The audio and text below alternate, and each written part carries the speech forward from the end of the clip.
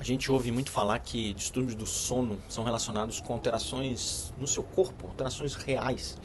Mas como é que a gente consegue dizer que existe um distúrbio do sono, é um distúrbio, é uma alteração anormal no seu sono, e até que ponto esse distúrbio pode representar realmente um risco para você estar impondo a sua performance física e mental?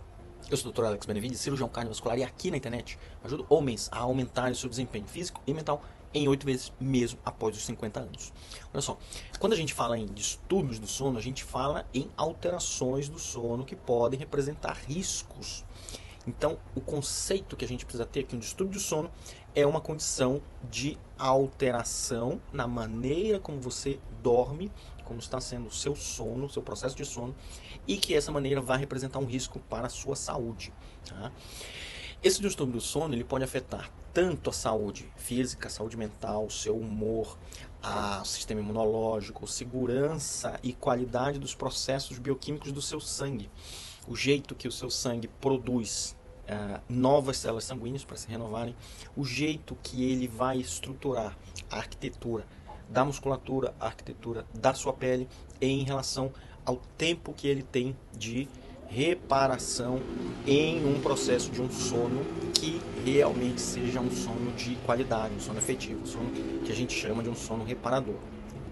A partir daí, a gente usa a palavra privação de sono para poder quantificar, poder qualificar a capacidade de manter a segurança em relação aos processos bioquímicos, ao funcionamento do seu corpo e aos riscos que você está sujeito a partir dessas alterações nessa maquinaria celular aí.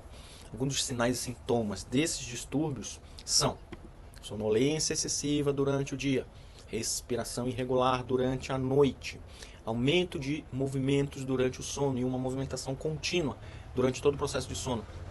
A gente precisa lembrar que a fase mais profunda do sono, a fase REM, ela é marcada pela total abolição de movimentos de musculatura esquelética, que a gente chama, a musculatura de parte periférica, vamos dizer assim, e o movimento de olhos muito rápidos, com uma atividade cerebral intensa. Então, se você está sempre se mexendo durante o sono, você não está chegando na fase REM, você não está chegando nessa fase profunda, você não está tendo um sono que está ciclando entre a superficial e a profunda, não vai ser um sono efetivo, não vai ser um sono reparador.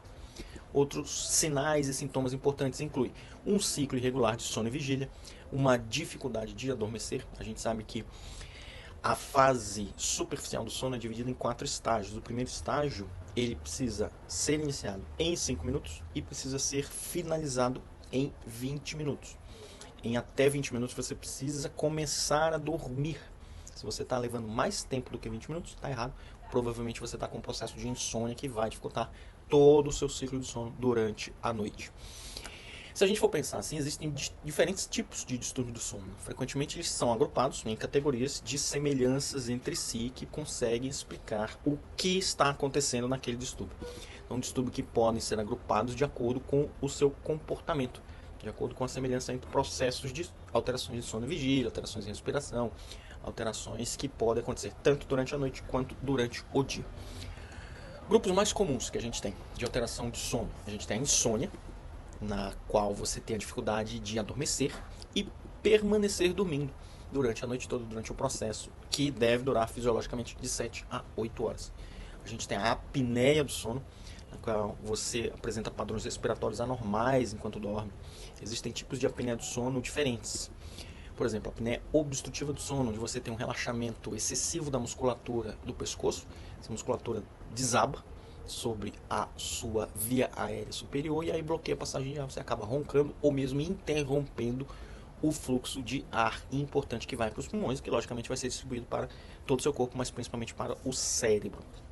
Um outro distúrbio importante é a síndrome das pernas inquietas, um distúrbio do movimento que está relacionado a alterações do ciclo de sono, dificultando esse início do sono, dificultando uma manutenção de um sono de qualidade e abreviando esse processo de um sono reparador que não consegue chegar em 7 a 8 horas por noite.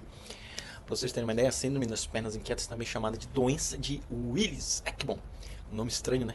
Causa uma sensação desconfortável, uma necessidade de mover as pernas enquanto você tenta dormir. E isso dificulta a entrada do cérebro em uma rotação menor, que cada vez menor vai aprofundando, logicamente, esse nível de sono em relação à sua vigília. Os sintomas de distúrbio do sono são muito frequentes durante o dia, mostrando dificuldade entre o processo de adormecimento. E aí, se a gente pensar em algumas pessoas que têm dificuldade de horários inadequados para dormir, isso acaba piorando cada vez mais.